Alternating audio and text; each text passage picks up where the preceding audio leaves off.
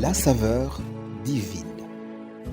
Cette bonne nouvelle du royaume sera prêchée dans le monde entier pour servir de témoignage à toutes les nations. Alors viendra la fin.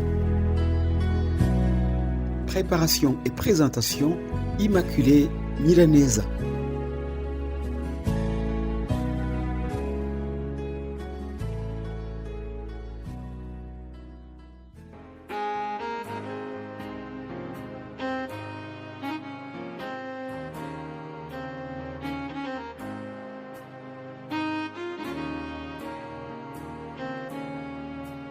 Bienvenue très chers amis qui suivent l'émission Saveur Divine, que la paix de Christ soit avec vous. Je rends grâce à Dieu qui nous donne encore de terminer cette semaine. J'espère que vous allez bien et ensemble continuons l'analyse de ces lettres adressées aux 7 églises, les 7 églises que nous trouvons dans l'Apocalypse. Lisons Apocalypse chapitre 2 verset 12. Lettre à l'église de Pergame.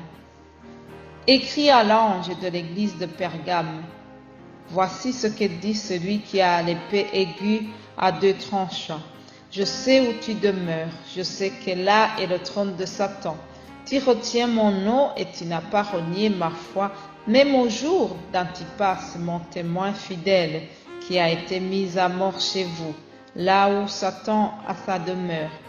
Mais j'ai quelque chose contre toi, c'est que tu as là des gens attachés à la doctrine de Balaam qui enseignaient à Balak à mettre une pierre d'achoppement devant les fils d'Israël, qu'ils mangeaient des viandes sacrifiées aux idoles et qu'ils se livrent à la débauche.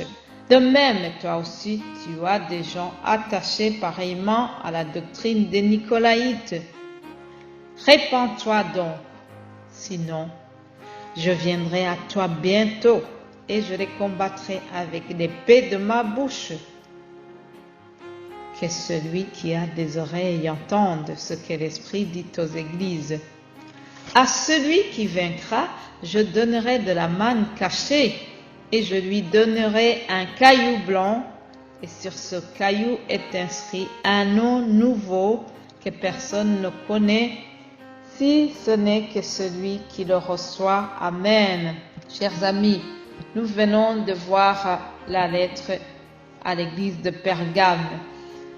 Cette église est installée dans un lieu, un terrain très difficile, un terrain où Satan domine. La Bible au verset 13 nous a dit que c'est dans le trône de Satan. Pourquoi est-ce que c'est le trône de Satan?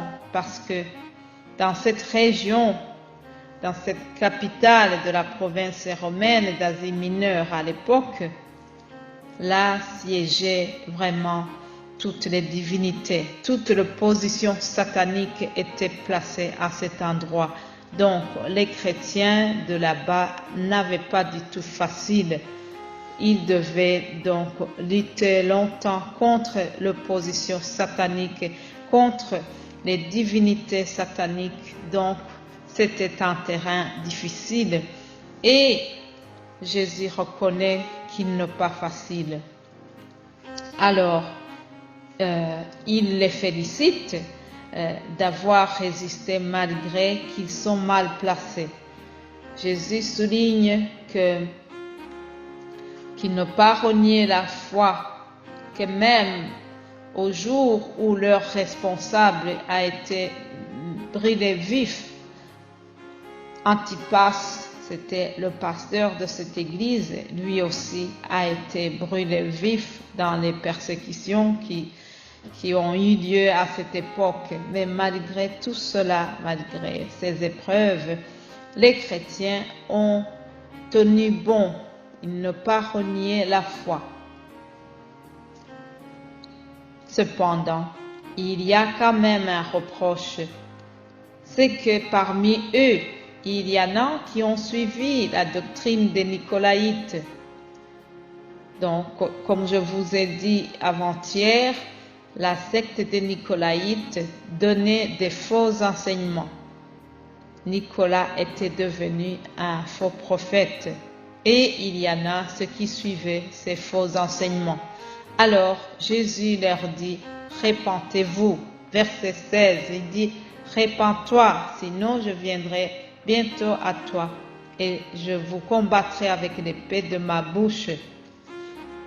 Mais il ne donne pas seulement les menaces, heureusement, alléluia, il donne aussi des promesses à ceux qui ont vaincu. Nous avons deux promesses. La première promesse qui est donnée, c'est de la manne cachée. Alléluia. Qu'est-ce que c'est la manne? Le mot manne est parfois employé dans le langage courant pour désigner une aubaine, une chose providentielle, un avantage inattendu. Ainsi, par exemple, nous pouvons dire la manne financière ou de la manne publique.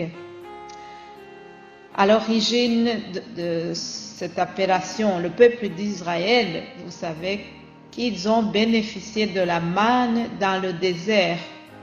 C'est donc la nourriture providentielle, une nourriture miraculeuse qui les a nourris pendant leur traversée du désert. Ils venaient donc de sortir de l'Égypte.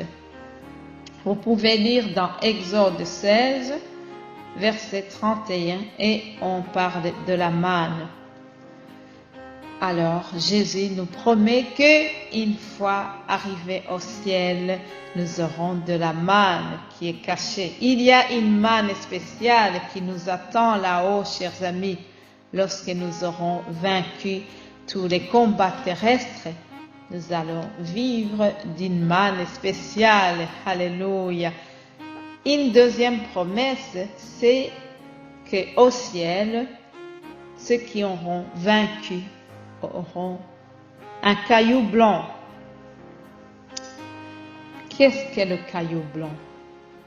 À l'époque de cette lettre, le caillou blanc était synonyme de l'innocence. Si quelqu'un était jugé coupable pour un crime quelconque, le caillou blanc était donc un signe d'acquittement, tandis que le caillou noir était signe de culpabilité. Et Jésus nous promet que au ciel, nous allons recevoir un caillou blanc, un caillou qui va nous dire que nous ne sommes plus condamnés, un caillou blanc qui va nous dire que voilà, ma chère fille et mon cher fils, tu as été éprouvé et tu as été reconnu digne, alléluia. Par ce caillou blanc, Dieu nous dira, bravo ma chère fille, bravo mon cher fils, tu as réussi tous les combats terrestres et tu as vaincu et tu as renié tous les péchés. Tu as choisi d'être fidèle jusqu'au bout. Alléluia. Chers amis, ici sur terre, notre foi est mise à l'épreuve. Mais là, au-dessus, dans l'éternité, nous avons une promesse qui nous attend. Nous avons une récompense. Il y a des récompenses célestes qui nous attendent.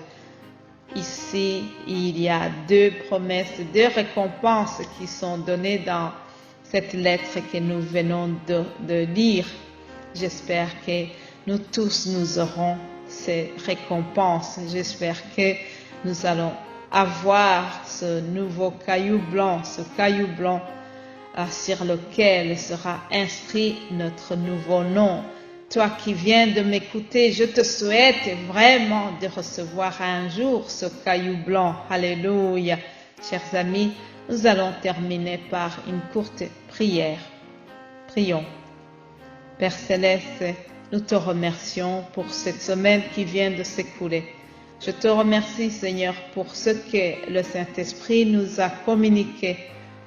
Je l'ai partagé modestement, faiblement. Mais toi, je sais que tu vas continuer à le partager forcément par ta puissance.